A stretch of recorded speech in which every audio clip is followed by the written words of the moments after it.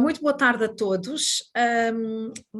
Vamos dar início a mais uma palestra do CANVAC, com o tema de a biotecnologia da reprodução, com o palestrante, o Dr. Moisés Segunda, que ele é licenciado em Medicina Veterinária pela Faculdade de Medicina Veterinária da Universidade do Ambo, mestre em Ciências Animais e Veterinárias pela Universidade do Chile, é professor da Faculdade do Ambo há 9 anos, investigador em Biomedicina e Sistemas Silvo-Agropecuários e Veterinária, autor de vários artigos científicos publicados, que vou dando esses artigos, vou divulgando esses artigos no boletim do CANVAC, e tem participação em várias conferências científicas nacionais e internacionais. Dr. Moisés Nunda Segunda tem a palavra. Perfeito, obrigado e bem-vindo a todos que nos acompanham. Normalmente eu tendo a falar em português, mas falo portunhol. Isso é uma mistura de português, espanhol, inglês. Vamos tentar explicar, partilhar esse tema um dia mais nessa vertente. Hoje o tema que elegemos é falar um bocadinho da biotecnologia da reprodução assistida. Vamos falar também um bocadinho da fertilização in vitro e clonagem dos vários tipos de clonagem que existem.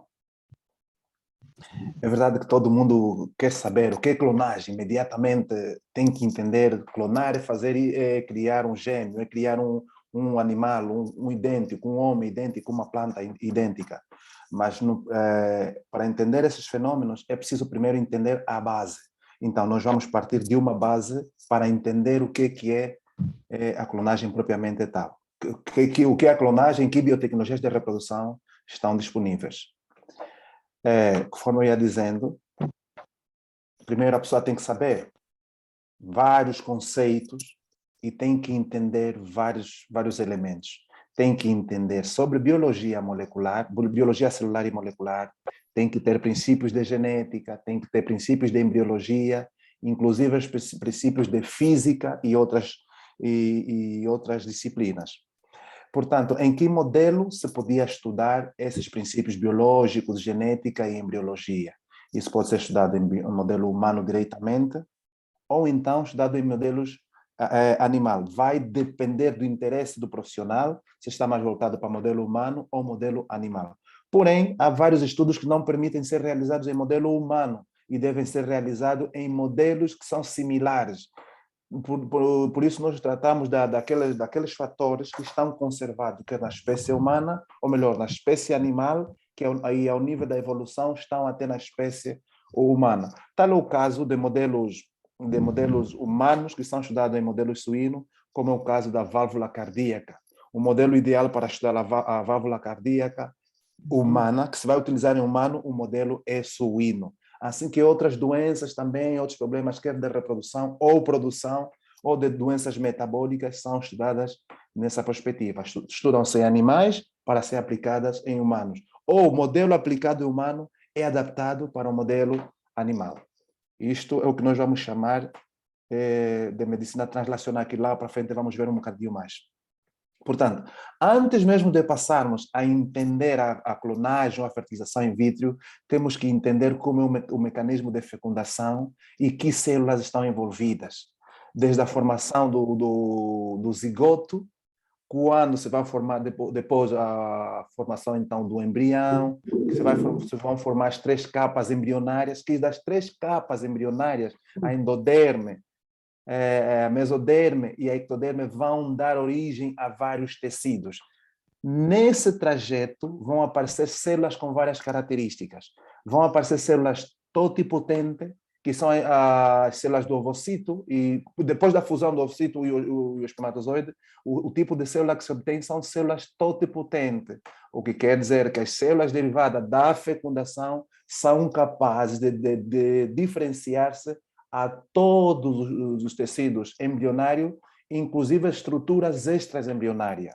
Depois das divisões, já passa para mórula, vai passando todas as outras fases do desenvolvimento embrionário, quando já chega na etapa de blastocisto, as células aqui são de tipo pluripotente, o que quer dizer, já não se diferenciam em todas as linhas celulares que formam o organismo, tecidos extraembrionários, como a placenta, mas sim serão somente as células que derivam daqui, vão diferenciar-se nas células das três linhagens das capas embrionárias, onde a endoderme vai dar origem ao sistema digestivo, vai dar origem ao aparelho respiratório, a glândula tiroide, a hipófise, o sistema excretório, a bexiga e a uretra. Enquanto que a mesoderme, que é a outra capa, a capa intermédia, vai dar origem a músculo, sistema genital, sistema urinário, esqueleto, tecido conjuntivo, córtex adrenal e vasos sanguíneos. Da mesma forma, a endoderme vai dar origem à epiderme da pele, sistema nervoso, a ectoderme, digo, e por aí, e por aí.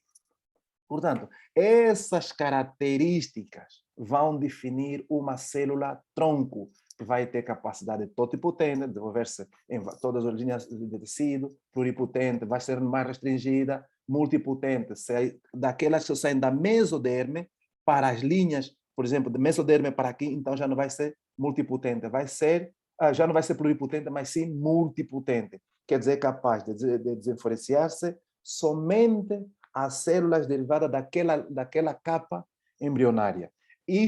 Essas características que nos estamos a referir, são as que vão diferenciar uma célula tronco de uma célula geral, uma célula somática.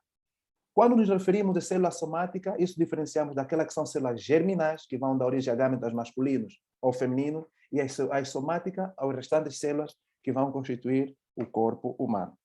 Agora, vamos falar um bocadinho da transição da transcrição embriomaterna.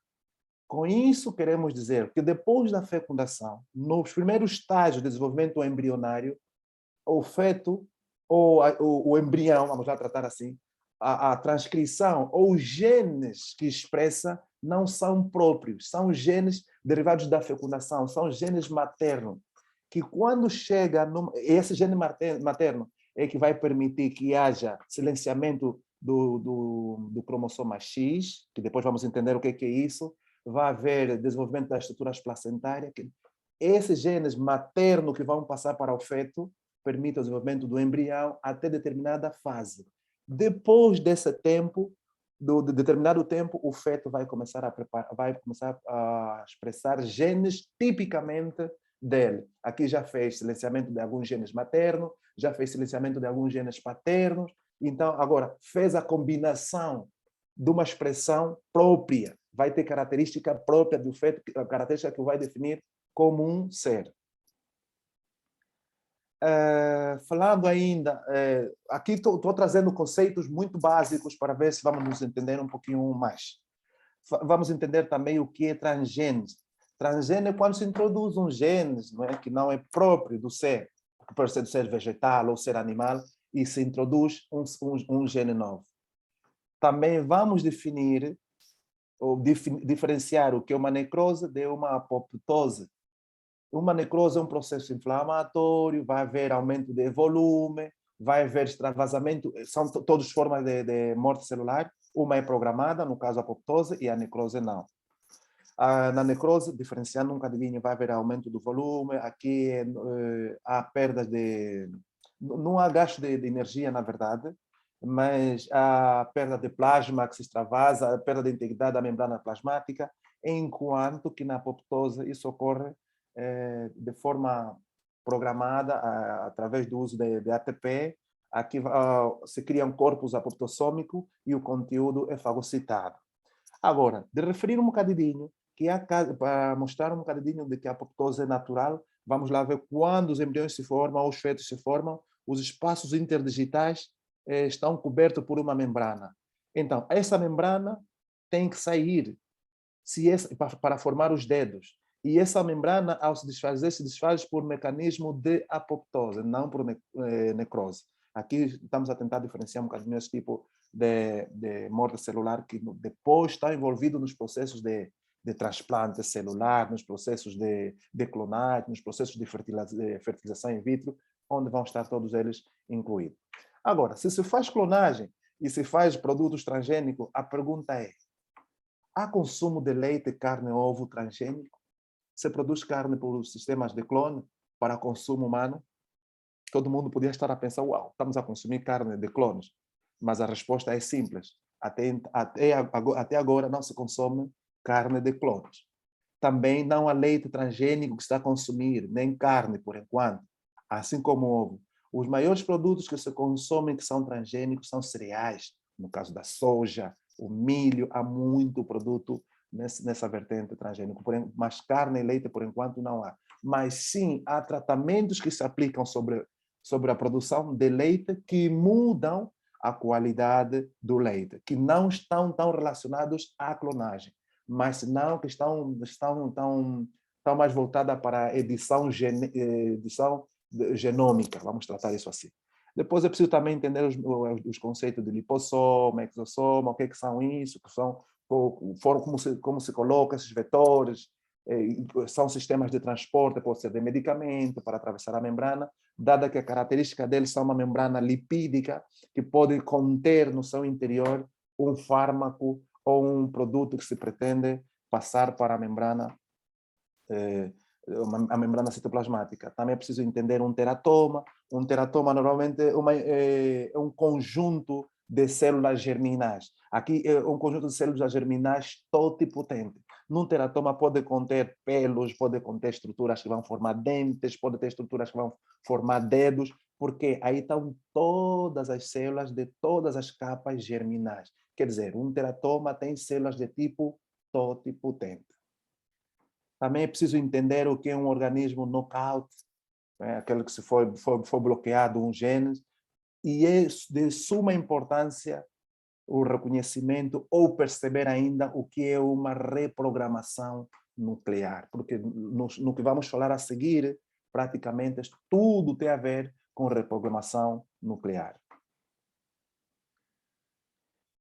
Falar um pouco da recombinação homóloga, para dizer que os seres humanos, os homens têm um cromossoma X e o Y, enquanto que as mulheres, ou os animais e os homens, vamos lá, animal maior e animal menor, homem e animal têm cromossoma X, machos têm cromossoma X, XY, enquanto que as fêmeas têm XX. Agora, na fecundação, esse cromossoma X podia ser duplicado. Portanto, se fosse duplicado, já que o homem tem X, se passa mais um X da mulher, podia ter um duplo de X. Por isso é que se fala de uma recombinação homóloga, aonde os cromossomas cruzam durante a meiose, quando se vai fazer a divisão reducional, os cromossomas cruzam e intercalam partes de genes que são iguais. E vai fazendo com que haja uma perfeição na expressão gênica. E isto é o que nos faz, para além da impronta genômica, isto é o que nos faz ser diferente, um irmão do outro. Também se fala muito da edição genômica, que me estava a referir já, se fala muito da técnica de edição genômica. O que é isso? Isso permite acessar o genoma e cortar determinado segmento do genoma de forma tal que não se expresse determinado gene, ou então de forma tal que se modifique essa porção do genoma, mediante várias técnicas, mas a técnica que mais se destaca hoje é a CRISPR-Cas. Essa CRISPR-Cas, isso foi descoberto nas bactérias. As bactérias têm uma proteína na sua membrana que está ali, depois de ter sido infectado várias vezes, elas reconhecem a infecção anterior, então desenvolvem mecanismos de proteção. Também é preciso perceber que há um fenômeno de replicação do ADN. As células, quando se vão dividir, a primeira coisa que se fazem é multiplicar o seu DNA, para que as células filhas tenham parte ou tenham a mesma forma, tenham também o mesmo genoma. Mas vamos tratar isso assim. Agora, eu quero referir aqui que neste processo de divisão, de replicação, quando a helicasa é uma enzima que abre a doble fita de ADN, quando a helicase abre, a enzima polimerasa que vai pondo nucleotídeos para formar as cadeias complementares, ela polimeriza do sentido 5' 3'. Portanto, vão se formar duas cadeias quando isto abrir. Uma cadeia, essa é a helicasa que vai abrir essa cadeia, mas quando abre, vai formar uma cadeia líder que vai transcrever no sentido 5' e 3', que começa aqui e termina ali. Portanto, a outra cadeia, que será considerada de cadeia atrasada, vai ser aberta no sentido contrário, de forma tal que a DNA polimerasa não consegue pôr os nucleotídeos. O que acontece? Então, vai acontecer que vão começar a formar fragmentos pequenos, estes, que nós denominamos, que os cientistas denominam de fragmentos de Okazaki. Isto é que vai facilitar e vai fazer com que haja, então, esse mecanismo de replicação do DNA. Também é preciso saber da impronta genética ou genômica, isto é para dizer que quando se forma o feto ou o embrião, há uma expressão de genes que são paterno-dependentes, vamos dizer assim. Um ser vai expressar determinados genes que captou da mãe e vai expressar uma quantidade de genes que captou do pai. Agora, o que vai ocorrer aqui? Se ele tem que expressar genes da mãe e genes do pai. Isso vai ser um pouco também, como falamos, vai ter uma tendência de que tem que ser eliminado alguns genes. Normalmente, os genes que a mãe passa para o feto, ou para o filho, vamos tratar assim, são genes de restrição. E o que o pai passa para o feto são genes de ativadores, podiam ser de crescimento. Vou lhes dar um exemplo assim muito rápido, para que se perceba um bocadinho do que eu estou a querer explicar com essa impronta genômica. Normalmente, o organismo materno não quer que o feto se desenvolva de forma muito grande, mas os genes paternos fazem com que o feto se desenvolva de maneiras grandes. Por quê? Porque é assim que deve ser. Agora, o materno vai reprimir de forma tal que não haja dificuldades no momento do parto, no canal mole do parto e tal. Então, esses genes vão fazer esse joguinho assim. A mãe quer restrição e há um genes paralelo que quer promoção. Um restringe, o outro promove. Um restringe, o outro promove. É assim que deve estar o organismo para estar no equilíbrio. Que esses mecanismos, depois lá frente, vamos entender um bocadinho que na clonagem, na transferência somática de núcleos, também está implicado. Agora, um montão de conceitos aqui. Também falar de quimera, quando se juntam embriões de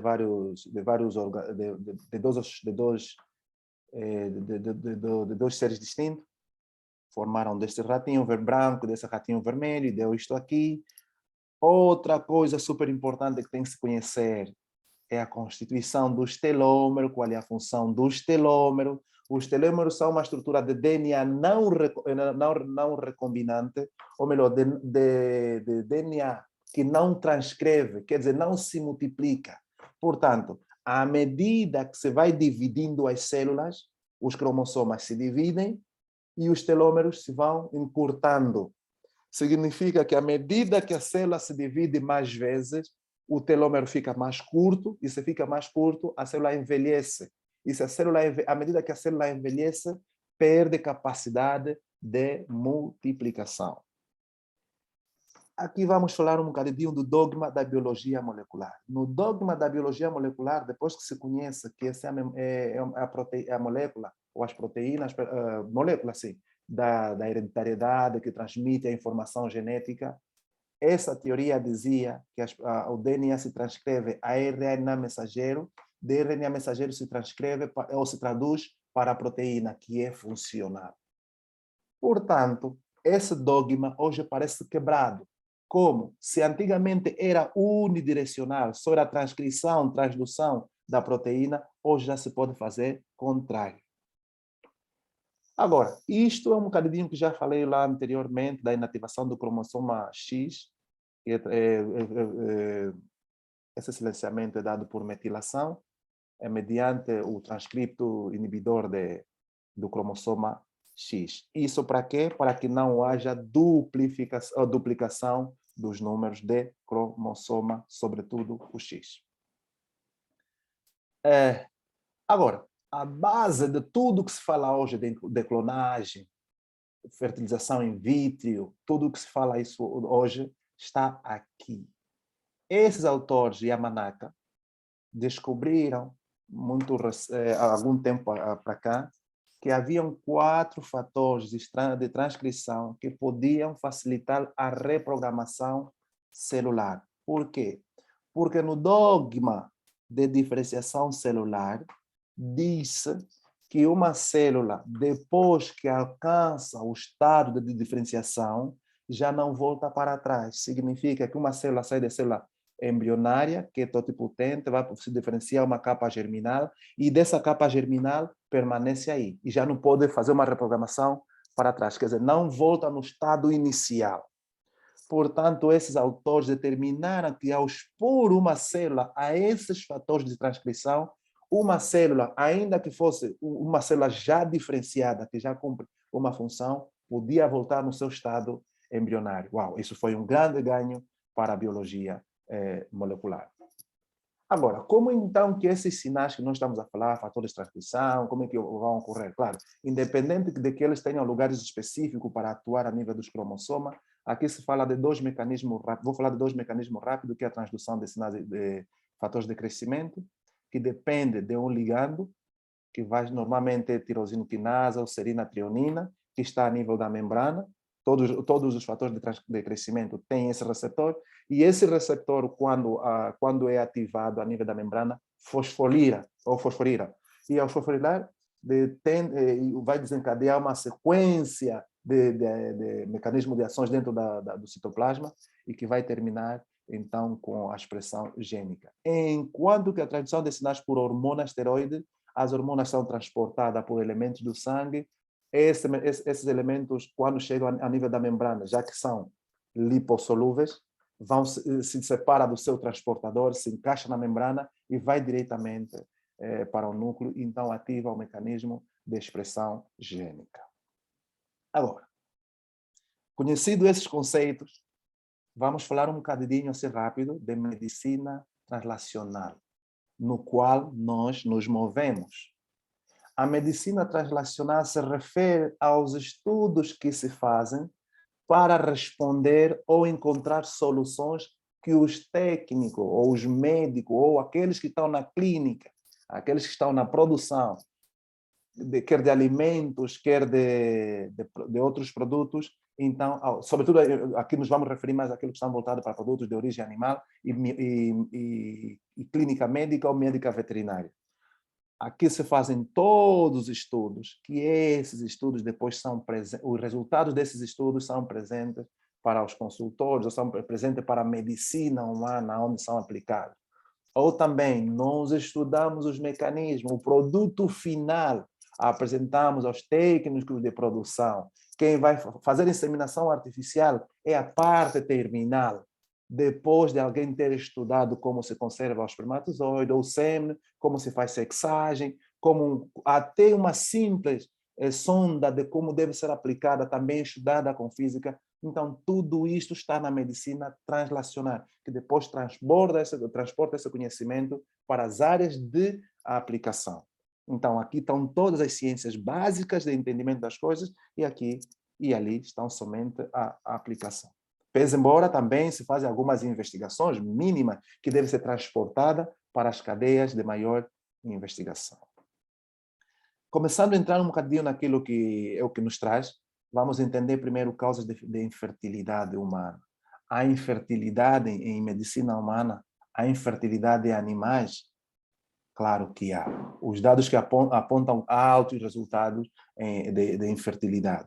Essa infertilidade pode se dar de causas genéticas, pode se dar pela idade, pode dar por obstrução das trompas, pelas tromboutrinas, pode estar por ciclos anovulatórios, pode ser por problemas imunológicos e também pode ser por outras patologias do útero.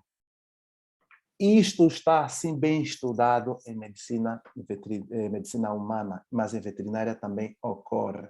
E há infertilidade por outras causas. Porém, em medicina veterinária, o grande interesse da produção de gametas in vitro ou a fertilização in vitro, ou outras técnicas que usam de reprodução assistida, não estão voltadas para tratamento da infertilidade. Estão voltadas para melhoramento e conservação de espécies. Em homens também, para além das mulheres, nos homens também há problemas de infertilidade dados por desordens hormonais, desordens testiculares, características do trato seminal ou do conteúdo seminal, desordens imunológicas, várias outras situações podem causar infertilidade. Por que aqui trazemos dois panoramas de infertilidade masculina e feminina? Por quê? Porque lá nas técnicas, lá no fundo, nas técnicas de fertilização in vitro, há duas técnicas que se aplicam, são similares, mas que se aplicam de formas distintas, onde se prefere uma técnica num caso e outra técnica noutra situação. Como eu referia, em medicina humana, o tratamento, a produção de gametas, até tenho isso em espanhol, não se preocupem muito isso aí, desculpem lá. A produção de gametas in vitro está relacionado com a produção de gametas para tratamento da infertilidade. Que depois essas células podem ser derivadas de células tronco, por exemplo, podem ser derivadas de células espermatogoniais, podem ser derivadas de outros mecanismos e depois podem ser ou transplantadas diretamente no testículo ou então cultivadas e depois fundidas com o embrião e com o ovocito, no caso, vamos dizer assim, embrião não, o ovocito, e depois transplantado a uma mulher receptora. Se usa muito, às vezes, barriga de aluguer nesse sentido para, então, a produção da descendência. Isso também se utiliza muito em medicina veterinária. Pode-se cultivar as células, depois para monta natural, de fertilização in vitro, e isso é intracitoplasmático, isso é injeção intracitoplasmática de sêmen, é por aí.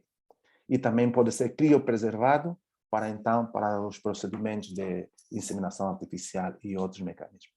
Hoje, a luta já é a liofilização de células germinais diferenciadas, ou então de células germinais diretamente como espermatozoide. Já se luta, ao invés de crioconservar com nitrogênio, já se está fazendo investigações para liofilizar, ter isso como pó, né? E depois, então, diluir e mandar. Isso dado que os espermatozoides imóveis não fecundam, numa fecundação ou numa monta natural, não fecundam, porque não tem capacidade de penetração, não consegue ancorar ao óvulo, as capas, vamos dizer assim, do óvulo.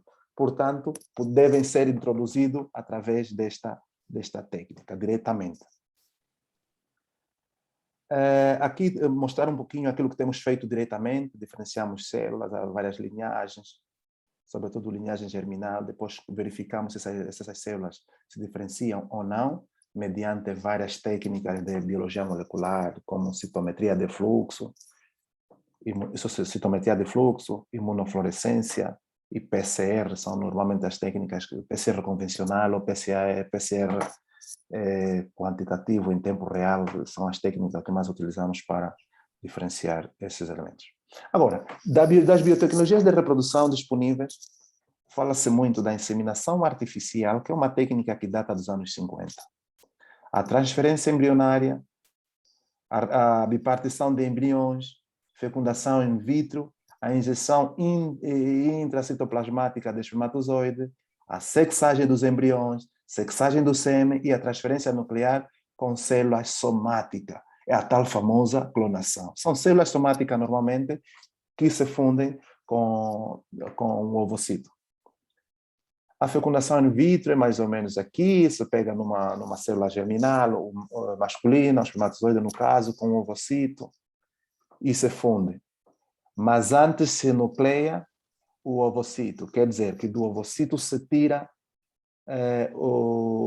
na verdade, nessa técnica aqui, não se tira o núcleo. Nessa técnica é só pôr à disposição. Como há problemas de obstrução na mulher, há problemas das trompas, na fêmea, assim, vamos tratar de fêmea no sentido lato, geral, falamos de animais, dos dois animais, animal homem, animal, assim, talvez. Então, as células germinais, ao invés de fazer a fecundação por inseminação artificial ou monta o coito assim, então essas células são colocadas in vitro, se ajuda a pôr à disposição o ovocito, à disposição dos espermatozoides, então conseguem fazer, no ambiente controlado, se consegue fazer a fertilização. E dessa fertilização, então, se coloca no útero de um receptor, de uma receptora, no caso. Este é o primeiro bebê que nasceu de um tratamento de fertilização in vitro, que este bebê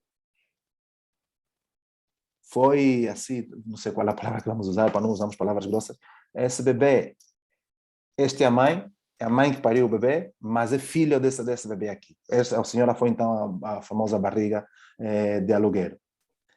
Aqui, também já nasceram vitelos dos anos 81, mediante essa técnica de fertilização in vitro. A fertilização in vitro, de uma forma geral, consiste em retirar o ovocito.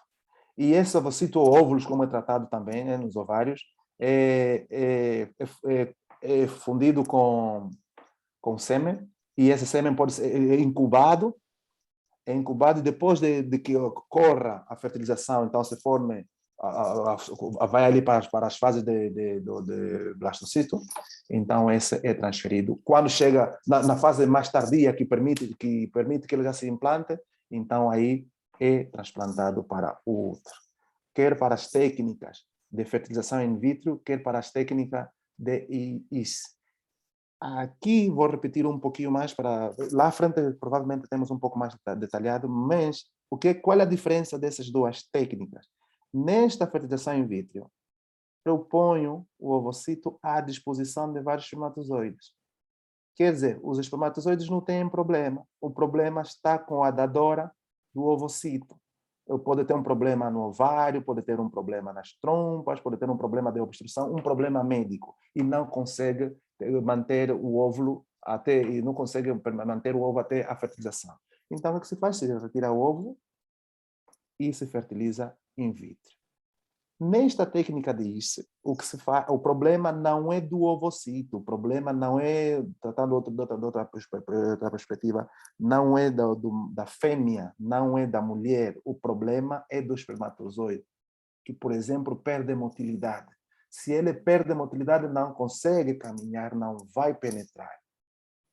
Não consegue, não tem proteínas que consigam facilitar a sua mobilidade. Então, é estático. Como é estático, com uma pipeta, se introduz diretamente um espermatozoide que se seleciona entre vários, se seleciona um e se introduz no citoplasma do ovocito imediatamente. E aí se incuba in vitro e logo é transferido para a produção então, do embrião no útero.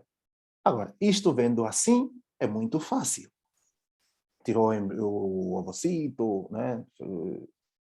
Tirou o espermatozoide, colocou, é muito fácil, mas o que complica é fazer isto aqui. A aspiração folicular. Tem que aspirar folículos, com técnicas que não são muito fáceis, tem que depurar para ver onde estão os folículos, tem que selecionar e recuperar os folículos um a um. E abaixo, suportado por um microscópio, e selecionando. É uma prática ligeiramente não, bastante aborrecida. E depois tem que maturar os folículos in vitro, tem que fazer a fecundação, não é? Onde vai cruzar as duas células, então vai incubar, sempre tendo em conta das condições ótimas de cultivo celular, que vão variando de cada momento a outro, também contando os tempos, e depois já tens a fecundação, está tudo feito. Que normalmente, vem que a taxa de eficiência é bem baixa. Isso para dizer que alguém podia pensar, vamos tirar folículos, vamos começar a fazer fertilização in vitro. Claro, isso implicaria usar muitos ovocitos, que não por exemplo, vejam que para produzir a Dolly, foram necessários 277 ovocitos. Não se usaram todos de uma vez, mas as tentativas que foram feitas permitiu o descarte de mais de 260 ovocitos. A aplicação da fertilização in vitro. Para quê? Melhora a taxa de produção das fêmeas, permite obter descendência de animais inférteis, fêmeas ou machos com problemas de fertilidade, fêmeas com o fim do seu ciclo reprodutor, já estão velhas, mas são de alta genética, se pode tirar ovocitos e fertilizar in vitro para a produção de descendência, digo. Também de fêmeas ou machos mortos que sejam de alta genética, tenham morrido num período curto, onde se pode recuperar alguma célula germinar, aí se pode fazer isto. Agora, em medicina veterinária, isso é muito bonito. Por quê? Porque essa técnica de fertilização in vitro permite, para aqueles que trabalham isso, aqueles que estão a trabalhar nisso, permite a recuperação de vários embriões mediante a coleta de ovários nos matadores. Vai ao matador abater uma vaca, vai lá, recolhe os ovários e recolhe bastante folículo. Mas em medicina humana não tem essa opção. Portanto, se pode usar isso, vamos aproveitar fazer esse estudo em medicina veterinária, onde a disposição dos elementos e o conhecimento fino é aplicado em medicina humana. A injeção intracitoplasmática é mais ou menos o que estamos a ver aqui, de forma muito rápida. Isso é o que estão a fazer os colegas do laboratório do Dr. Ricardo Fermer, um professor na República do Chile que trabalha conosco e nos apoia bastante. Sou uma colega que estava aí então a fazer a técnica mediante o microscópio, ela conseguia ver e injetava os espermatozoides dentro do citoplasma dentro do ovocito.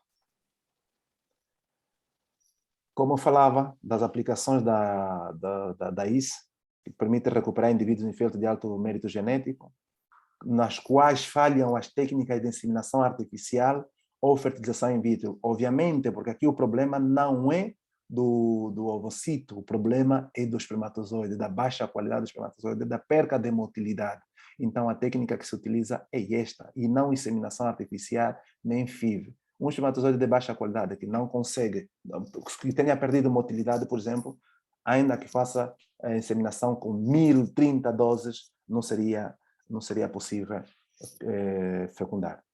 Uso mais eficiente do sêmen, alto valor de produção de embriões de alta qualidade. E isso se utiliza bastante para a investigação básica. Agora, falamos da fertilização in vitro, vamos falar um pouco de clonagem.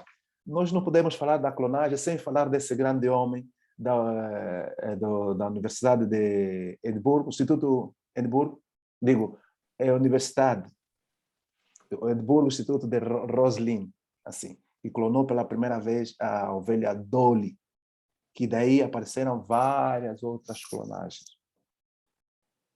Portanto, se define a clonagem como um mecanismo comum de reprodução das espécies, plantas ou bactérias, e sobretudo aquelas que se dividem por não divisão, não por reprodução sexual, mas sim por bipartição. Esses organismos já o fazem, as plantas, as bactérias, algumas já fazem. Um clone pode ser definido como uma população de moléculas, células ou organismos que se originam de uma única célula e que são idênticas à célula original. Claro, a célula original deu origem a outra célula, é um clone. O organismo original deu origem a outro organismo idêntico, é um clone. Em humanos, os clones naturais são gêmeos idênticos, que originam da divisão de um óvulo fertilizado. Mas às vezes podem aparecer gêmeos que não são do mesmo óvulo. Então, aqui já há uma sequência de clones que foram sendo realizados. Em medicina humana se faz muito.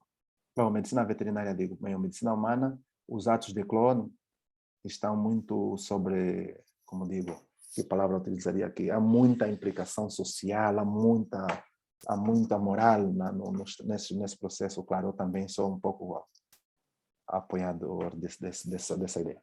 Clonagem da Dolly. Como é que se faz clonagem? A clonagem, primeiro vamos dividir, há vários tipos de clonagem. Há uma clonagem que eu clono embrião, só embrião. Há uma clonagem que eu faço clonagem ou transferência de célula somática, que é o mesmo nome. Eu faço uma clonagem reprodutora ou reprodutiva, ou faço uma clonagem terapêutica. A princípio, o princípio da clonação é o mesmo, mas o fim da aplicação é diferente. Por exemplo, na clonação, o que é que se faz? seleciona-se dois organismos. Vamos lá tratar, nesse caso, estamos a clonar a ovelha Dolly, a ovelha A e a ovelha B. Esta vai dar o óvulo. Que esse óvulo é enucleado. Enucleado, lhe é retirado o núcleo, só o núcleo. E depois que retiramos esse núcleo, na outra célula também tiramos uma célula somática. No caso da Dolly, o que tiraram foi uma célula diploide da glândula mamária. Podia ser célula somática de qualquer parte do organismo. E dessa célula somática, somente se retira o núcleo para introduzir no óvulo enucleado que retiramos desta outra ovelha. Então, está fundido. Depois se aplica um choque elétrico, claro, com intensidade padronizada, não é qualquer choque, está lá, é tudo bem elaborado. Agora, se fundem as duas células, mas uma dá o óvulo e a outra dá o núcleo. Toda a informação genética que vai ter este animal está contida no núcleo. E então, todo esse desenvolvimento, isso vai servir como suporte somente, e este núcleo vai definir, nessa altura, o animal que estamos a clonar não é este. O animal que estaríamos a clonar é o B, que deu o núcleo que tem a informação genética. Significa que toda a informação genética que esse resultado vai ter deverá ser igual a esta.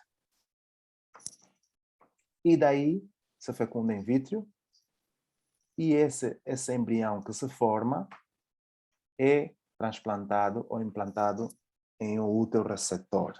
No caso, foi uma outra ovelha, podia ser outro animal, outra ovelha, né? Ou podia ser outra ovelha, e o resultado final é este aqui. Isto é clonação. Então, esta ovelha é igual a esta. Agora, entendendo um bocadinho, parando um bocadinho, a ovelha Dolly foi clonada nos anos 70 e tal, teria 40 anos agora, 40 anos ou 40 e tantos. Mas morreu parece que 7 anos depois. Por quê? A ovelha Dolly, quando nasceu, já nasceu e meses depois tinha característica tinha muitos problemas. E depois tinha problemas de animal velho. Tinha os problemas dele de saúde, alguns que caracterizam como um animal velho. Se calhar no final conversamos isso, eu levanto isso para ver se fica um debate e entendemos o porquê, o que é que se passou em função dos conceitos que já falamos lá em cima. Agora, o tipo de clonagem terapêutico é diferente da clonagem reprodutiva? Sim. Aonde é que se difere? Se difere depois da fusão das células, se aplica o choque térmico também, quer em humanos, estou a dar 2 exemplos aqui, humanos, e aqui em veterinário. Depois da fusão, esse embrião que se desenvolve não é transplantado na fêmea receptora. É cultivada in vitro para ter células pluripotentes, que depois dessas células pluripotentes, já que tem capacidade de diferenciar-se a qualquer tecido, dessas células se aplica outros tratamentos para ver, se calhar alguém precisa recuperar a córnea, vai recuperar a córnea por causa disso. Precisa recuperar o pâncreas. Essas células têm capacidade de diferenciar-se para o pâncreas. Então, em função do interesse do investigador, vai dar outro destino a essas células que são pluripotentes. Então, não tem que utilizar embriões diretamente, não tem que tirar embriões que têm tanta implicação social ou moral, faz esses cultivos, e é desses cultivos que podem utilizar para fazer a clonagem terapêutica e de forma a não serem imunotolerantes também, essas células. Isso é mais ou menos o que nós estávamos a referir também da clonagem terapêutica. Depois pode-se fazer a programação. Por exemplo, aqui estão a transferir as células nervosas e aqui cardiomiocitos. Dessas células que foram cultivadas, fizeram todo um processo, mas depois reprogramaram as células para diferenciar-se em outra linha. E essas células, sim, podem ser transplantadas para um tratamento específico. Ainda na aplicação da clonagem, uma vez que se clona, que eu tenho um núcleo, posso editar o núcleo. Posso editar o genoma, conforme estamos a dizer. Posso apagar um gene ou posso aplicar outro gene. Agora, quando eu edito ou aplico outro gene, eu depois devo testar.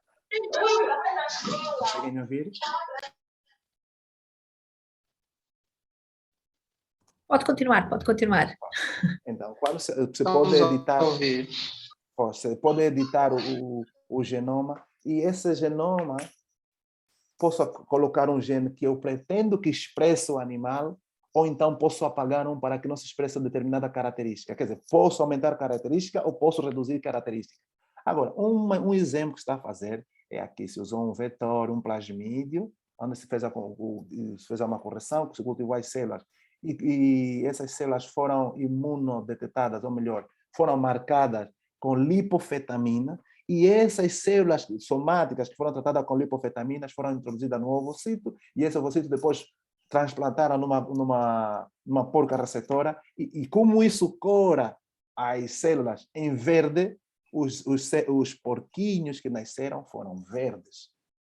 Isso quer dizer, se eu meter uma característica de crescimento em massa, se quero que tenha a orelha maior, dedo maior, vai depender da característica que o investigador quer ter na clonagem, pode aplicar esses elementos. Também pode fazer na clonagem mudança de característica, pode ser para aumento da produção de leite, pode ser para aumento o grande interesse nessa altura, né? Para mim seria, se calhar, utilizar genes que pudessem diminuir a taxa de emissão de gás metano nas vacas, fazer uma mutação aí, de modo tal que o metabolismo das vacas não haja muita fermentação e então se reduza a emissão do gás metano. Então, falando da clonação, permite fazer essas edições. Isso é tudo que queria partilhar com os colegas. Estou à vossa disposição, se tiverem dúvidas, e vamos conversando. Muito obrigado, Dr. Moisés. Mais uma vez, realmente uma palestra cheia de conhecimento. E já temos uma mão levantada.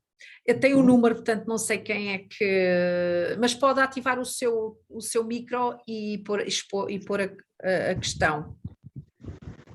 81699314918. Força aí, pode falar. Pois é, muito boa tarde. Boa tarde. Para quem é de boa tarde. Pois boa é, tarde, daqui fala o André Belmiro. Ok. Médico interno em urologia, médico humano no caso. Quero, em primeiro lugar, parabenizar o Dr. Moisés e a organização em si, a professora Ana, nome da minha mãe. Ok. Não é professora, mas estava... Obrigada. Prontos. Eu gostei da apresentação, foi bastante valiosa naquilo que nós temos feito, temos seguido como formação. Para já, eu gostaria de pôr aqui algumas questões que surgiram no decorrer da apresentação e na exposição do Dr. Moisés. Não sei se eu posso fazer isso. Pode sim, senhora. Avance. Sim, senhora.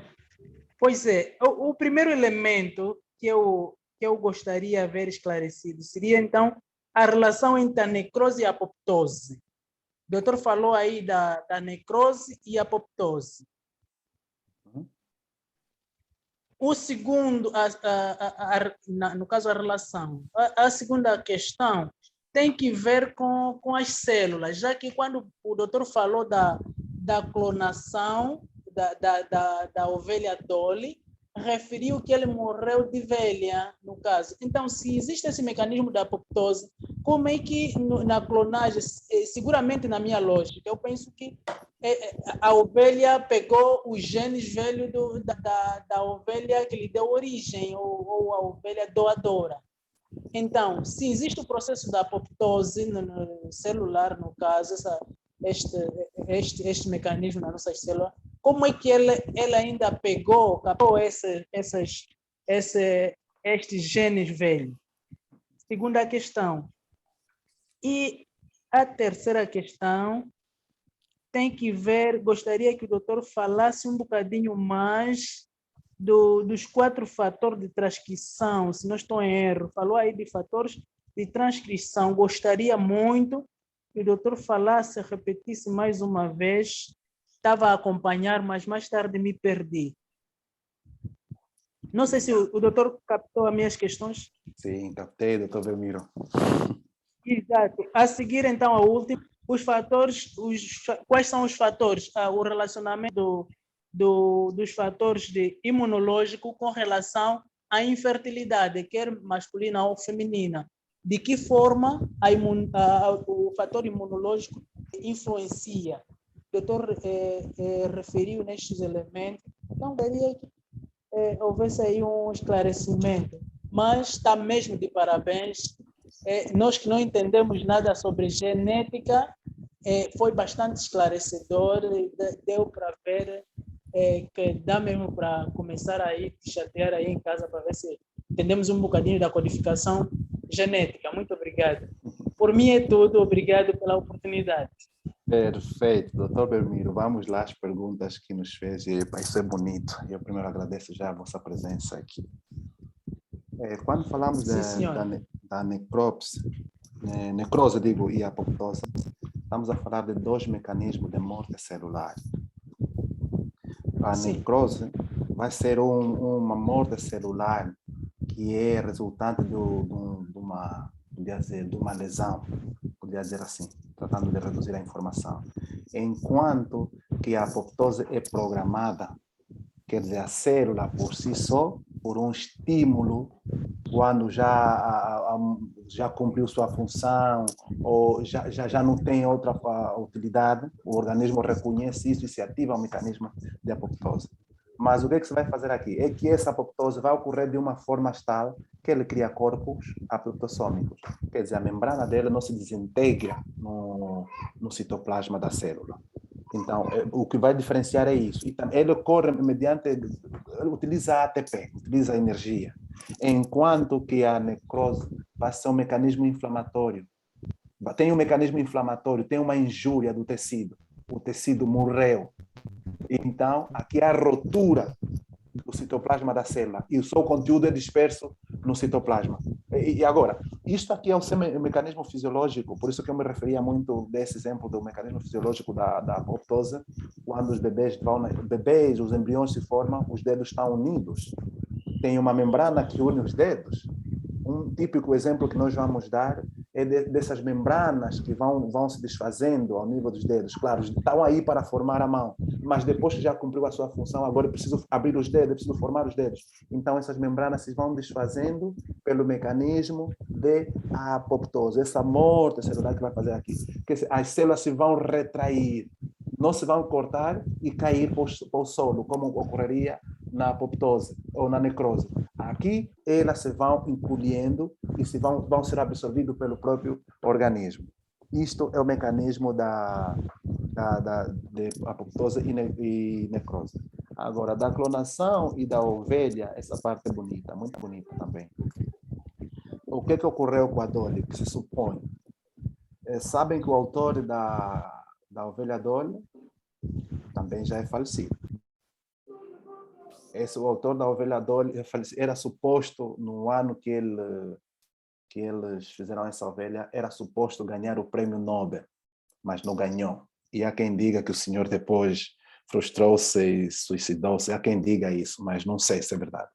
O que é que se passa? Quando nós começamos a falar lá nos conceitos básicos, trazemos um conceito para tentar entender que mecanismo podia estar a ocorrer, porque até hoje não foi fechado que a ovelha Dolly ocorreu isto e isto, mas sim há muitos mecanismos que podiam estar.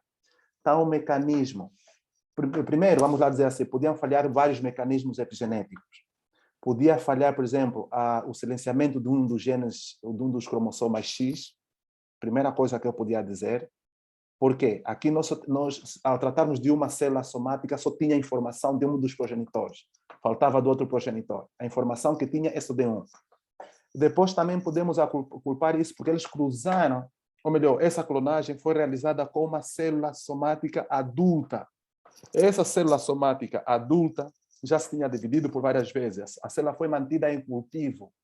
Se nós falarmos que um cultivo celular, à medida que as células são cultivadas, os telômeros que não são recombinantes, os telômeros que não se regeneram, se vão encurtando, se pode dar o caso que a Dolly foi cruzada com uma célula já velha. Então, herdou características de um animal velho. Essa podia ser a resposta para essa pergunta. Podia ser cruzada com um animal com características velhas. Outro mecanismo, outra coisa que podia estar a passar, também os mecanismos que nós falamos de imprinting, que já me referi também um pouco até no princípio, quando comecei a responder essa pergunta, esse imprinting, os genes que podiam estar conservados da mãe e do pai, a dole não os tinha. Só tinha de um progenitor. Então, não houve esse equilíbrio de genes. Como eu ia me referindo que os genes da mãe normalmente são promotores e do pai os do pai são promotores e os da mãe são repressores. Podia se dar o caso que a dole teve a sorte de ter só genes promotores e não havia genes inibidores que podiam inibir esses genes promotores. Então, há uma série de questões que se pode levantar aí, mas a princípio, eu preferi levantar esse assunto lá no princípio para ver se pudéssemos entender até aí. Agora, os fatores de transcrição têm duas características, né? Primeiro, eles formam estruturas heterodiméricas, dimérico ou dimérica, como se diz. E essas têm capacidade de se unir no DNA, quando o DNA se replica. E o que é que elas vão fazer? Ou vão aumentar a produção de fatores de transcrição, vão aumentar a disposição de nucleotídeos, do ribonucleotídeo, para que haja replicação do DNA, ou então vão inibir que haja replicação do DNA. Agora, esses fatores de crescimento, né, que também em outra linguagem chamados de fatores de Yamanaka, são O4, esse é octâmero, BIN 2 e 4, ou 3 e 4, tem o SOX2 e tem também o NANO2. Agora, na produção de células germinais, à medida que se diferenciam as células para a linhagem germinal, há fatores de transcrição que têm que promover e há outros que têm que inibir. O que tem que inibir os fatores de transcrição é o nano, enquanto que o saxo e o O4 têm que permitir que haja promoção das bases nucleotídicas. Agora, quando pergunta qual é o papel da imunidade na infertilidade, vou tentar explicar isso assim de uma perspectiva muito rápida. Na reprodução masculina, para que se formem gâmetas, para que se formem espermatozoides, intervém o hipotálamo, hipófise e as glândulas. O que é que vai ocorrer? A produção de hormona estimulador de folículos, a produção de hormona luteinizante, que depois a liberação de estrogênios, de andrógenos e tudo aí. Agora, depois as células de Leydig vão produzir progesterona, que depois é transformado em 17 beta-estradiol, que é capturado pelos receptores das células de Sertoli, e que as células de Sertoli vão passar isso para as células troncos que estão localizadas a nível dos túbulos seminíferos, para que essas células tronco, que são denominadas de espermatogônia, se desenvolvam para a espermatogônia A, B, e depois façam meioses e vão para ovocitos primários, ovocitos secundários, fazem espermiação e formam então os espermatozoides. Agora, a nível dos túbulos seminíferos, as células de Sertoli vão formar uma barreira hematotesticular. E essa barreira hematotesticular é que vai proteger as células germinais dos conteúdos do linfócito, de todo o mecanismo das células do sistema imune. Mas pode-se dar o caso que esse mecanismo imunitário, a formação das células de Sertoli e tal, pode estar rompido esse mecanismo, pode haver uma ruptura, e ao haver essa ruptura, esse mecanismo imunológico pode não estar de proteção, não pode não estar bem assegurado, então as células germinais podem ser reconhecidas como os elementos estranhos e serem captados pelo sistema imune e serem então reconhecidas como agentes estranhos. Isso vou lhe dar exemplo que recentemente nós transplantamos células tronco em testículos de touros e houve uma resposta inflamatória. Houve resposta inflamatória, se esperava que não podia haver resposta inflamatória. Por quê? Porque as células que nós transplantamos não expressavam complexo de histocompatibilidade de tipo 1 e 2, mas ainda assim foram reconhecidas por macrófagos, provavelmente, e houve uma resposta inflamatória e foram inibidos. Então, esses mecanismos, às vezes, pode haver ruptura nesses mecanismos e pode ocorrer esse problema de infertilidade. Não sei se esclareci ou criei mais confusão. Tem que ativar o som. Eu desliguei o som que estava a fazer um ruído. Pronto. Perfeito. E eu estou aqui. Pronto. O som melhorou? Melhorou. Estava a ouvir assim um ruído, então eu desliguei para... Mas pode falar. Desculpa lá. Uhum. Na verdade, eu perguntava porque é uma área em que estamos a trabalhar também, mas é nos humanos. Estamos a ir para a zona da saúde reprodutiva, principalmente masculina, que é a nossa área de formação. Então, achei interessante esse pormenor do sistema imunológico que interfere, que pode interferir, na verdade, que é um adicional, é um elemento adicional naquilo que tem vindo a ser o nosso trabalho. Então, achei muito interessante ver que para ver se adicionamos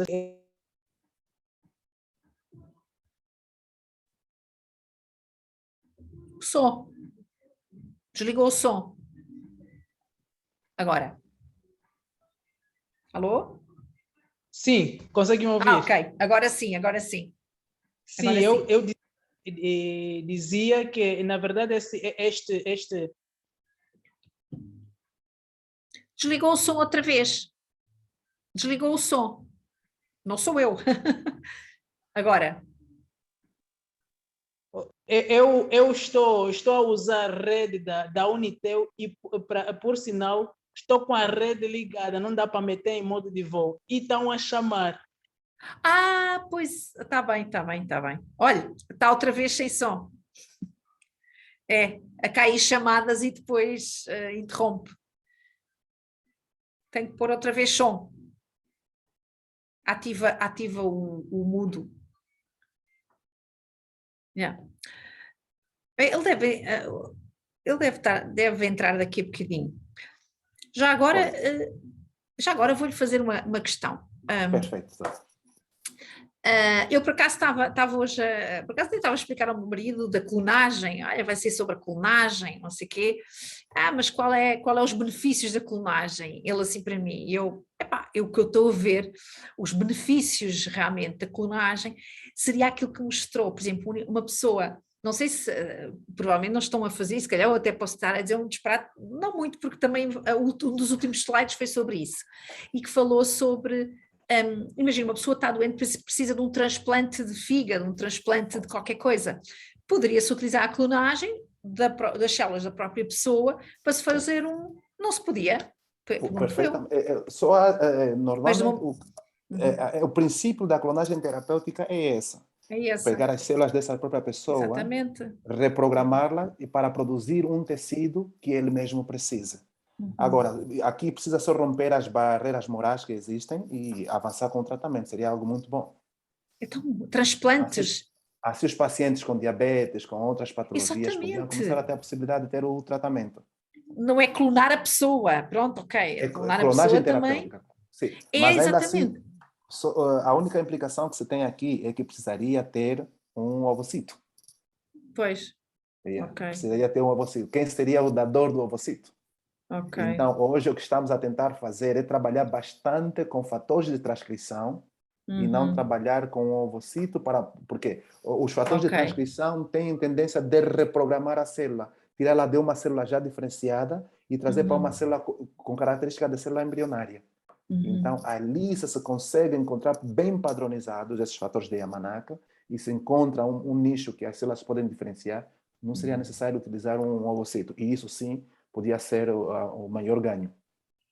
Sim, porque aposto que morre muitas pessoas porque não conseguem dadores de transplante de órgãos. E com isso era uma barreira que realmente ultrapassava-se isso, mas que estaria e que iria ajudar muitas pessoas. Com certeza. Mas pronto, é a questão moral, como falo. O doutor que estava a falar consigo foi abaixo, não deve estar com pouca rede, lá está, os problemas de internet. Não sei se mais alguém quer fazer alguma pergunta. Sim, temos uma pessoa, pode ativar o seu... Exatamente, pode, está ainda com o mudo ligado, tem que ativar o som. Exatamente, pode falar. Boa então. tarde. Boa Boa tarde. tarde. Miguel Júnior, estudante de Medicina Veterinária, Uau, terceiro Miguel. ano. Muito Né? bem. E tive a prestar atenção às palavras que o professor foi proferindo para nós e tive uma pergunta, só uma pequena questão. No ato da clonagem, né, se tivermos um dador, por exemplo, o pai, como o professor disse, é o promotor e a mãe é a repressora. Nesse caso, as doenças congênitas que os pais ou os doadores tiverem, será que é passada para o clone? Uau. Boa pergunta, Miguel. Boa pergunta. Miguel, aqui há duas coisas. Quando se vai fazer esse procedimento de clonagem, o princípio tem que ser bem estudado. A doença, se a doença for hereditária e está lá no genoma, com certeza que as características que tiverem no genoma do fornecedor da célula nuclear, que você vai colocar no ovocito, tudo que está lá vai passar, vai ser igual. Mas agora, o que permite a edição genética? Eu posso acessar, o investigador pode acessar o genoma e ir lá bloquear esse gene. Está vendo? Acessa o genoma com as técnicas disponíveis, CRISPR-Cas, e vai lá bloquear. Se já sabe que o gene que causa esse problema no paciente é esse, ele vai lá e bloqueia. E a informação que ele passar já passa livre sem essa doença. Mas se não fizer esse bloqueio genômico, não bloquear o gene específico causador desse problema, com certeza que vai passar tudo para o descendente. Compliquei mais ou ajudei? Professor, usa-se as moléculas de histocompatibilidade, o professor falou disso. Não, nesse caso acho que usa-se as moléculas de histocompatibilidade, se não for reconhecido, por exemplo, se nós administrarmos uma enzima, por exemplo, que vai bloquear esse gene, e se não for reconhecida, ou se não for bloqueada, as doenças podem passar. Miguel, são duas coisas um pouquinho diferentes. Deixa lá ver se ajuda um pouco mais. Quando estamos a falar de moléculas de histocompatibilidade, o sistema imune, aí os linfócitos T, que depois vão apresentar para os linfócitos B as células, eles reconhecem epítopos, os imunólogos dizem, reconhecem epítopos, reconhecem sequências específicas que estão na célula. É tipo, para essa célula aqui, a célula A apanhar a célula B, ou a B apanhar a A, tem que ter alguma marca que o diga que a marca é esta, e ela apanha. Agora, as células, que eu estava a referir, as células tronco, ou, como chama? Células tronco mesenquimáticas, que eu me referi, não expressam esses marcadores. Se não expressam esses marcadores, nem os macrófagos, nem os linfócitos T não lhes reconhecem, não conseguem lhes ver. É como se eles passassem aí e ninguém os vê. Essa questão é outra. Isso aqui é diferente. Isso é quando eu transplanto, ou melhor, quando eu coloco uma célula estranha a um meio, que não é daí. Aí sim, eu lhe reconheço, não, mas é diferente da clonagem. Na clonagem é o núcleo de uma célula que eu tiro e ponho na outra, no ovocito. Aí estão as mitocôndrias e tal, outras coisas. Mas quando eu ponho o núcleo e aplico energia, ativo o mecanismo de reprogramação nuclear. E o DNA desse núcleo que eu meti nessa célula começa a se transcrever. Como é que ele se transcreve? Sai do DNA do núcleo, passa a RNA mensageiro para o citoplasma e começa a formar as proteínas que vão para as mitocôndrias, que vão formar paredes celulares, que vão formar todas as estruturas da célula.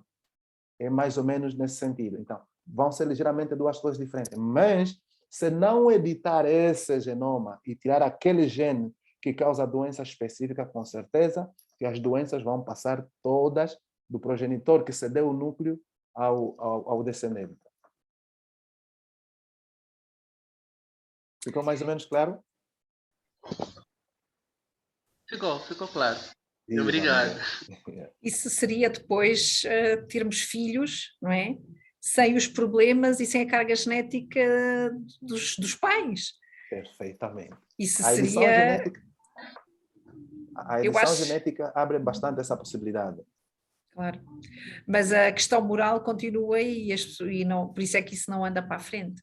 Mas qual é a moral a dizer, ok, eu vou ter um filho que vai ter este problema ou aquele problema e vai morrer aos 2, 3, 10 anos? Quem é que era o pai que não queria que isso fosse retirado do seu filho e que fosse uma criança saudável e depois um adulto saudável? Pois. Mas isso depois ia povoar muito, mais a terra ainda. Não Ia havia povoar e aquela depois seleção natural, romperia, romperia todas as... romperia o princípio do dom da procriação. Isso o Exato. cristianismo não aceita. E a seleção natural. E a seleção natural. O que é mais... Embora a medicina está evoluída de tal maneira que crianças que têm vários problemas, que poderiam ser logo eliminadas há séculos atrás, agora conseguem ter uma sobrevivência muito mais longa. Mas pronto, é uma questão mesmo de moral e de ética, e isso... Vamos ver o que o futuro dirá. Com certeza. O doutor Ivo tem a mão levantada, pode falar. Pode ativar o mudo. Ativar o mudo, não, desativar o mudo. Ok. Ok. Pois, doutor, esta biotecnologia para nós que trabalhamos na produção é muito, muito valiosa. Só que, muitas das vezes, os decisores são políticos e militares. Nós não estaríamos aqui a abrir um caminho perigoso para estes políticos, visto que eles podem utilizar isto para seus fins de guerra. E, aliás, já assistimos filmes em que há militares clonados.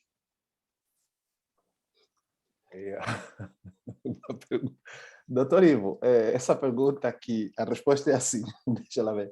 A resposta não é resposta, mas vou dar a minha opinião. O clonar é bonito, parece ser fácil, mas não é fácil. Imagine só, isso já se pensou mesmo que agora sim vamos começar a criar altos exércitos com militares clonados, na verdade.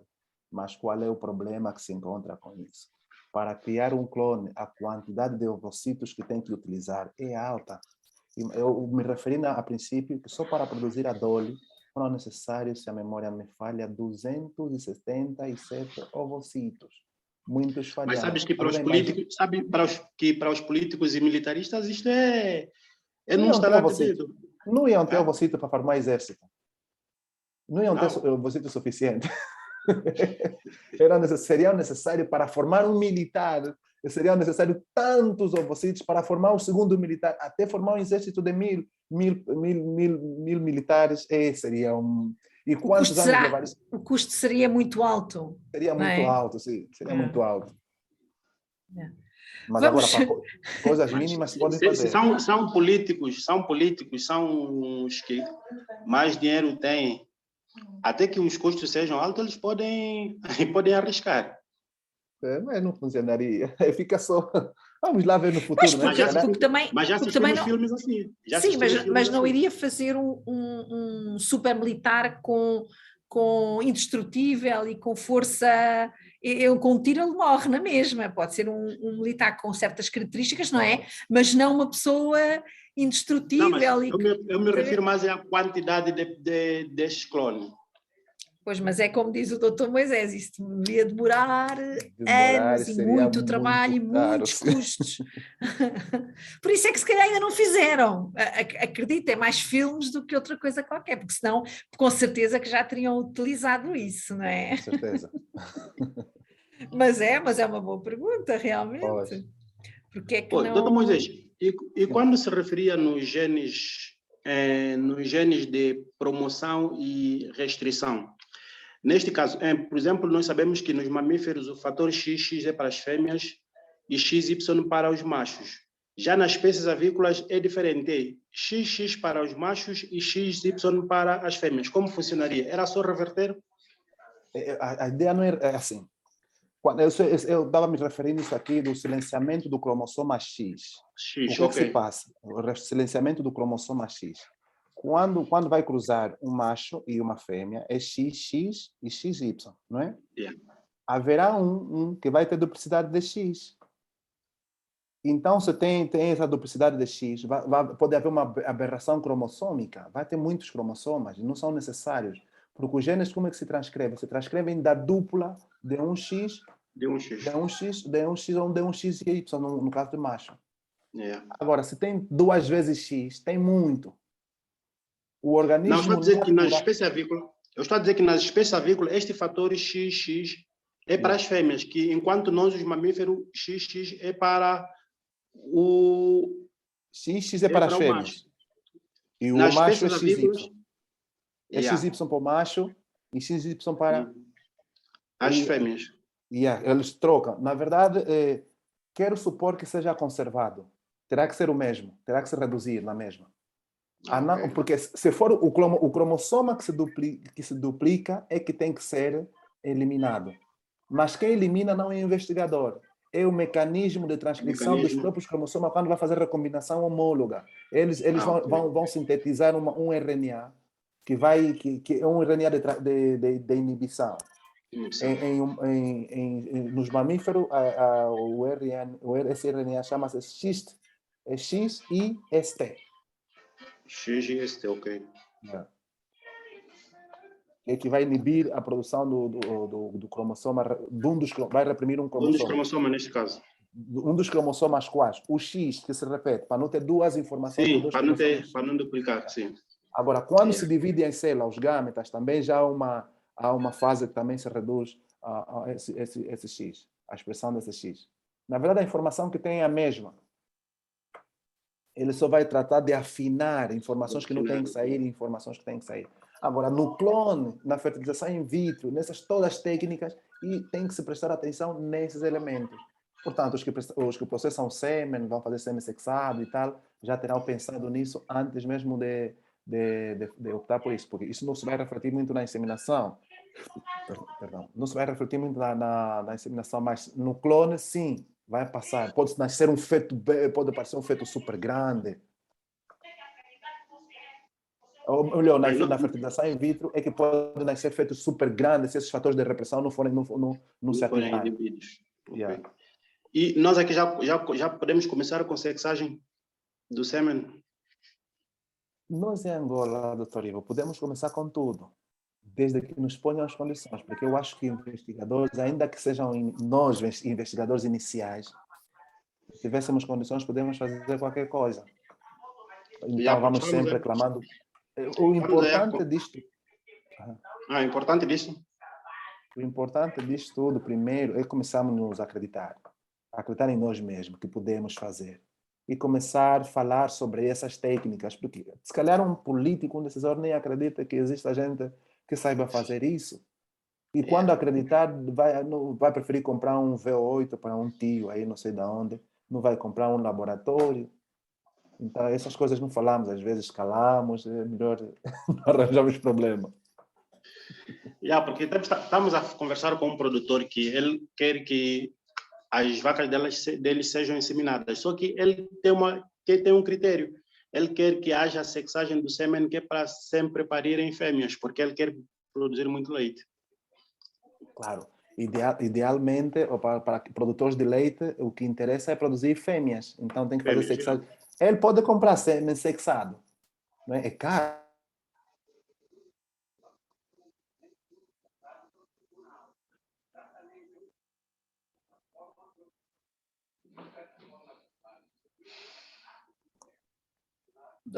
Doutor Moisés? Parece estar a receber uma chamada. Pode ser também. Se estiver no telemóvel, é. Sim. Ou então a rede. É capaz de estar. É. Vamos aguardar só um bocadinho.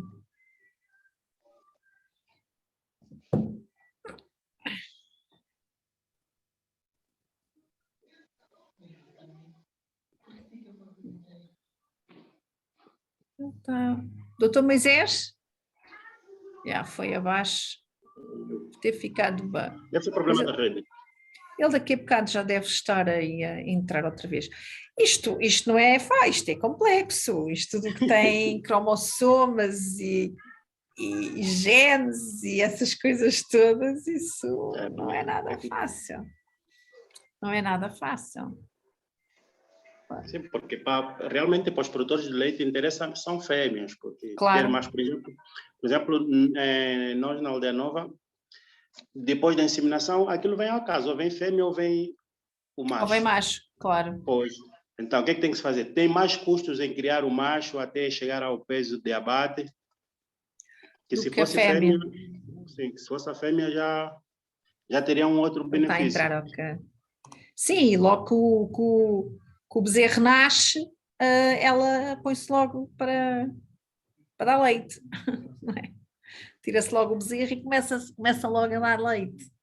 Pois. Yeah. Desculpem lá, meu sinal em algum momento Não. caiu, não sei porquê. Não há Desculpa. problema, nós já percebemos. Pois. Ok. Pode pôr outra vez a sua questão, que é para o Sim, Dr. doutor Ivo, Moisés. por favor, doutor Ivo. Não, estamos a falar na sexagem do sêmen sêmen. para vacas leiteiras. Para escolher mais fêmeas que machos.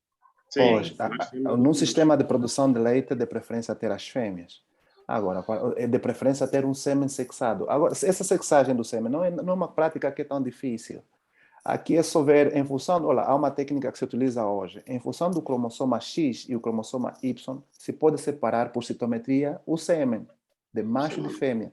Se lhe é aplicada uma carga, e à medida que o citômetro vai fazendo o sorting, já pode ter sêmea cair de um lado, com sexo masculino e feminino. É uma coisa tão simples que não é uma coisa do outro mundo. Só nos falta mas ter um já não se pode fazer isto no sêmen congelado. Por exemplo, estes que nós temos que vêm do Israel.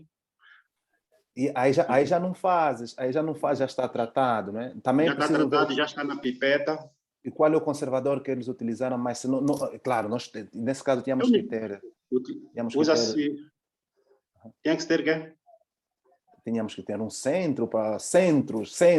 Eu, quando me refiro a centros, é não pensar que só um grupinho é que tem que fazer. Tem que fazer centro, para mim, as coisinhas não tem que ser só um grupinho a fazer. Quem sabe fazer, que faça. E à medida que vão sendo muita gente a fazer, o país cresce. Agora, quando então, os privados já devem tirar este peso do Estado. Os privados têm que começar a tirar este peso.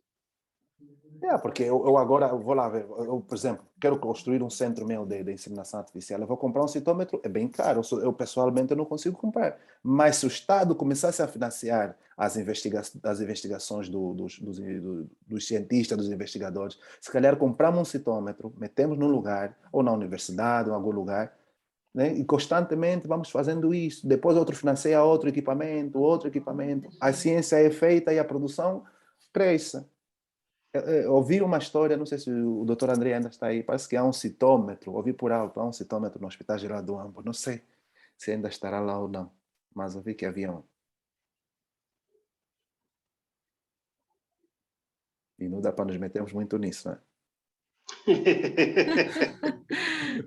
Pois, isso é... Sim. Os V8 são mais giros.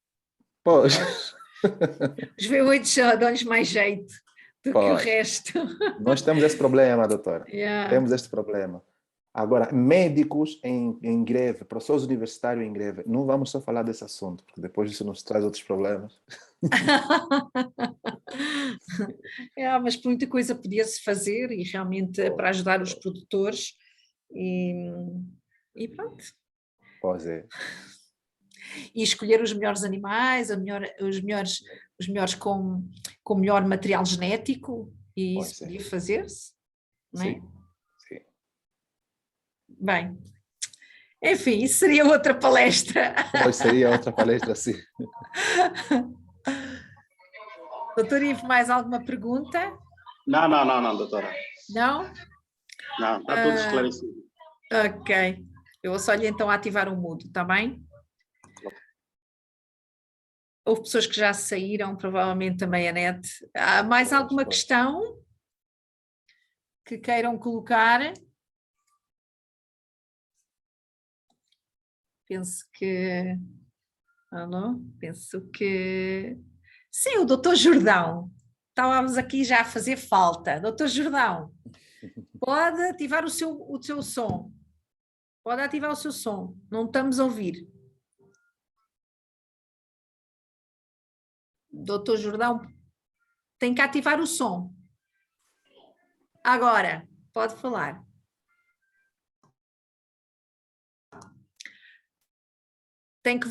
Ativou o mudo outra vez. Tem que ativar o som. Ou então foi uma chamada também. Agora. Não. Não estamos a ouvi-lo, doutor. Agora. Pode falar, doutor Jordão. Pode, sim, senhora. Agora sim. Boa tarde. Boa tarde. tarde, doutor. Vamos desculpar, entrei um pouco tarde, tinha um problema. Fiquei distraído da hora, né? Estava a pensar que devia estar um pouco mais tarde, estava a descansar. 16 Ok. horas, quando entrei, já era tarde, 1 hora. Nós também começámos mais tarde. Penso que, não sei se tudo foi abordado, outra vez o doutor Segunda, Sim. obrigado. Penso que são um elemento que podemos levar para o Congresso do próximo ano. Alguns elementos que a COVAC tem estado a realizar, podemos escolher alguns trabalhos que nós podemos levar no Congresso do próximo ano.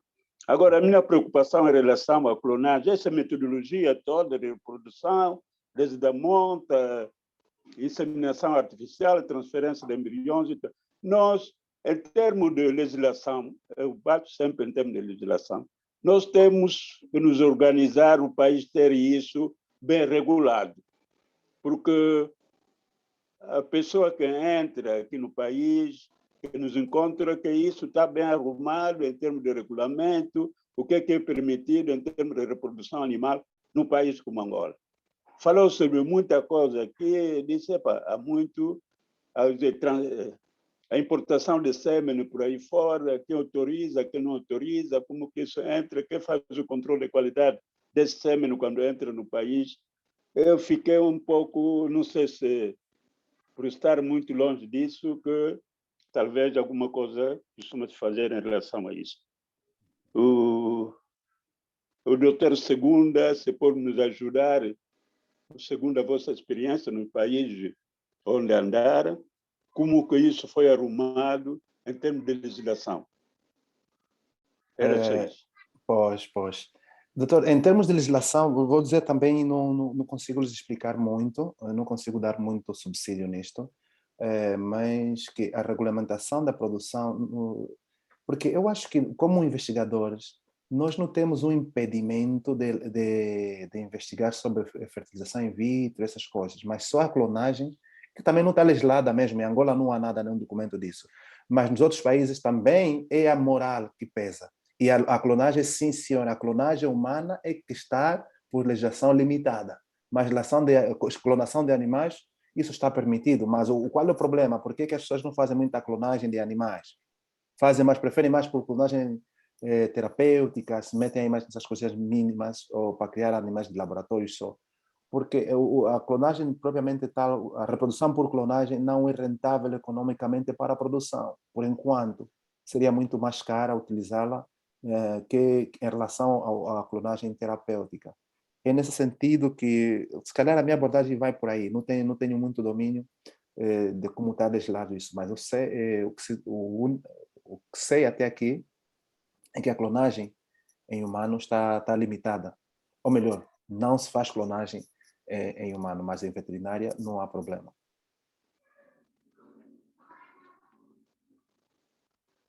Eu não sei se alguém tem outra ideia, conhece a legislação que existe em algum país, mas eu andei muito no Chile e não sei, não há limitações quanto a ensaios com clones. Com clones não há impedimento. Clones veterinários, clones humanos, sim, aí há impedimento. Pois eu também não sei, mas provavelmente a Europa terá alguma legislação sobre isso, mas também não sei. Sim, mas sim está proibido o consumo, ou melhor, também não há produção. Ok. Consumo de animais clonados não há. Não é, claro. Não há consumo de animais clonados. Uhum. E mesmo transgênicos também não há. Ou se calhar há mais consumo de produtos de origem vegetal. Transgênico é alguns mínimos, um leite, Claro. que alteraram uma característica para produzir mais gordura, mais ácido linoico, leniloico, assim. É mais os cereais, como estava a Mais dizer, não é? cereais. Os transgénicos. Sim. E mesmo assim há muita legislação sobre isso. Eu sei que na Europa há muita legislação e há muitas pessoas que quando veem é transgénico, não quero. Pois. Também não percebo bem porquê. Há muita soja, há muito milho, há muito arroz, e nosso arroz aí em Angola, então, não sei quem controla. Aquilo deve ser transgênico, todos transgênicos, imagino eu. Pois, não devem ser controlados muito bem, não? Pois. Sim. Doutor Jordão, quer Diga. acrescentar mais alguma coisa? Não Ok. não tenho nenhum elemento para acrescentar, mas penso que, como país, repito outra vez, como país, temos que estar muito bem arrumados. Pois. Apesar que ali não está proibido, mas temos que estar arrumados, porque não se sabe o dia de manhã. Temos que estar bem arrumados, que seja uma legislação transitória, mas é uma coisa que nós temos. Yeah. Temos que Realmente, pensar sim. nisso. Yeah. Isso, a legislação, pronto, tem que ser mesmo o Estado a fazer.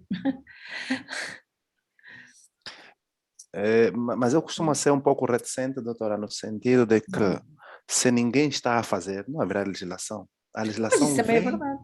a legislação vem Da se alguém necessidade estiver de a se fazer. fazer. Exatamente. Se alguém estiver a fazer para regular, vai aparecer uma legislação. Se ninguém estiver a fazer, legislar para quê?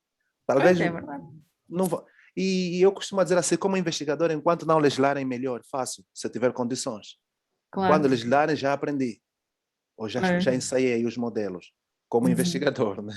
Então, Claro, enquanto a legislação não vem, se pudessem chegar os meios e pudéssemos fazer, tá bem. E depois, se tivesse a causar problema, regular a atividade.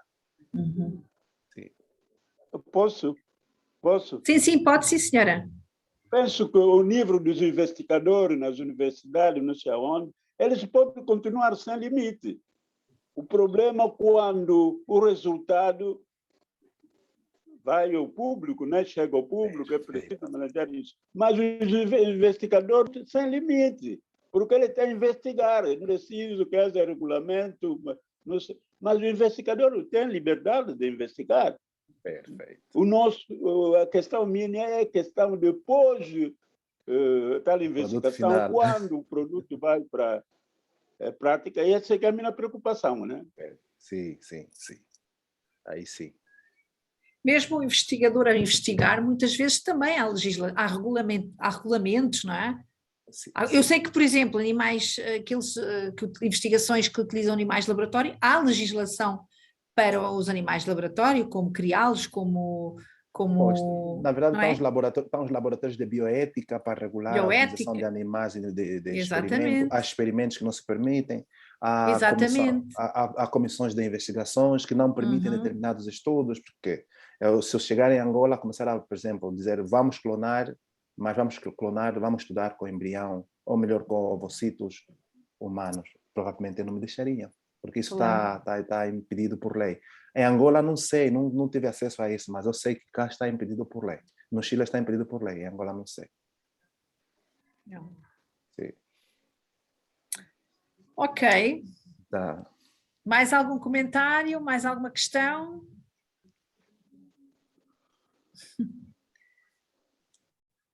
Acho que foi bastante elucidativo. Eu para partilhar.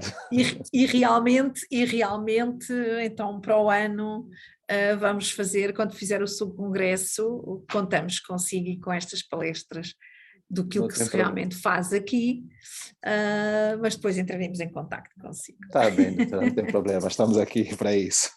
Exatamente, porque é bastante interessante também mostrar o que é que se faz cá e que já se faz muita coisa.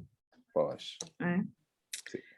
Bem, se não ninguém mais tiver nenhuma questão, vamos deixar o Dr. Moisés descansar e vamos todos descansar neste sábado.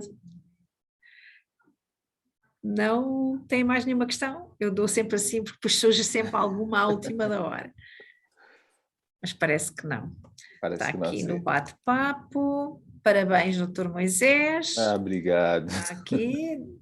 Antónia, não sei se é, princípio deve ser colega. Professora Antônia Virgínia. É? Ok. Está na França. Oh! Sim, senhora. Então, dá-lhes parabéns. Obrigado, professor. Obrigado. Então, pronto, olha, vou-lhe agradecer muito, não é? Já é a segunda palestra que dá e venho-lhe agradecer mais uma vez a sua disponibilidade, está bem? E transmitir o seu conhecimento, que é muito. que é muito. Mais uma vez começámos a ver, como é que é os princípios da genética e da biologia E da molecular. biologia, pois. Ok. Aí Mas tem muita biologia, pois. Exatamente, mas de qualquer Sim. maneira, muito obrigado pelo seu tempo e pela sua palestra, agradeço-lhe imenso e continue com o seu trabalho, que vale a pena. Quem vai continuar vai chegar lá, tarde ou cedo vai chegar lá. Vai chegar lá, obrigado. Acredito com muito trabalho. Muito obrigada a quem esteve presente na palestra e desejo a todos um bom fim de semana e um bom descanso a todos. Obrigado, doutor Moisés, mais uma vez, e então vou dar como encerrada a sessão, a palestra, tá bom? Obrigado, tchau. Adeusinho, adeus, obrigado. Doutor Caprego. Adeus. Adeus então, adeus a todos.